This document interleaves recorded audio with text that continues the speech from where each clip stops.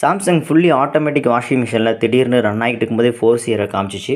Customer care call பண்ணி கேட்கும்போது பின்னால் இருக்கக்கூடிய அந்த இன்லெட் ஹோஸ் இருக்கு இல்லையா, உள்ள தண்ணி போகும்ல, அந்த இடத்துல வந்து அழுக்குகள் நிறையா இருக்கும். ஸோ அதை க்ளீன் பண்ணி பாருங்கள் அப்படின்னாங்க. ஸோ அதை நம்ம எப்படி செய்யலாம்னு பார்க்கலாம். ஸோ இதுதான் பைப்பு ஜாயின்லேருந்து தண்ணி வந்து வாஷிங் மிஷினுக்கு உள்ளே போகிற பிளேஸு ஹோஸு.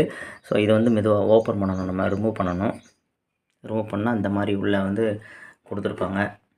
இது வந்து நம்ம டேரெக்டாக கையில் எடுத்தால் கொஞ்சம் ஹார்டாக இருக்கும், அது வந்து வராது. அதனால் என்ன செய்யணும், ஒரு டூல்ஸ் கட்டிங் பிளேட் எடுத்துக்கலாம்.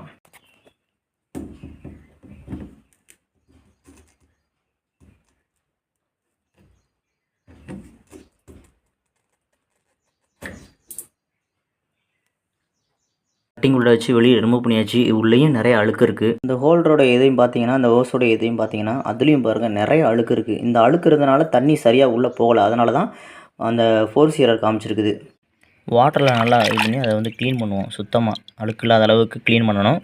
பார்த்தீங்கன்னா தண்ணியிலே தெரியும் எவ்வளோ அழுக்கு இருக்குது. அதை சுற்றி இந்த இதில் உள்ள அழுக்கு ஃபுல்லாக தண்ணியில் படிஞ்சிருச்சு. இப்போ நல்லா சுத்தமாயிருச்சு இந்த இது. ஸோ அந்த ஹோல்டர் சுத்தம் பண்ண பிறகு நம்ம கையில் வந்து அழகாக மாட்டிடலாம். ஒரு அழுத்தி விட்டால் அது அப்படி உள்ள ஜாயிண்ட் ஆகிக்கும்.